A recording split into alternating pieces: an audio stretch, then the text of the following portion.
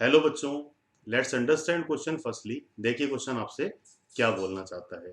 Question में दिया जा रहा है which one of the following statement is wrong regarding SN2 reaction.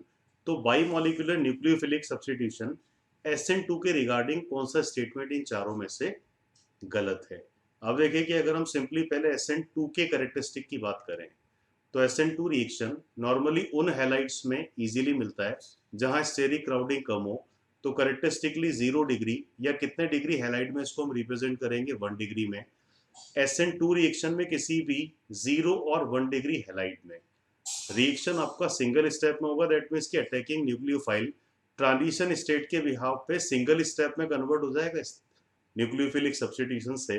और यहाँ पे अगर हम सिंगल स्टेप की बात कर रहे हैं तो रेट का काइनेटिक इक्वेशन अगर लिखा जाएगा तो rate is directly proportional to concentration of one of the reactant alkyl halide as well as इसी पॉसिबल स्टेप में हम अटैकिंग न्यूक्लियोफाइल को भी अटैक करा रहे हैं। और इन दोनों का पावर अगर 1 लिखा जाए तो रिएक्शन का जो एक ऑर्डर यहाँ पे डिफाइन होगा इट शुड बी 2।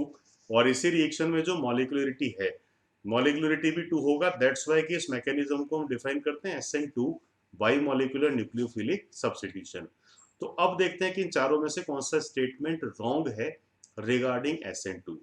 पहला स्टेटमेंट आपको दिया जा रहा है the rate of reaction is independent from concentration of attacking nucleophile. But अगर हम काइनेटिक इक्वेशन में देखें तो इसका एक रोल डिफाइन होता है। रेट प्रॉपरली डिपेंड करेगा कॉन्सेंट्रेशन ऑफ अटैकिंग न्यूक्लियोफाइल पे। तो कहीं ना कहीं अगर देखा जाए तो ये पहला जो स्टेटमेंट है यही SN2 के रिगार्डिंग एक रॉन्ग स्टेटमेंट बनता है। तो इसी को हम एज ए ऑप्शन टिक कर सकते हैं।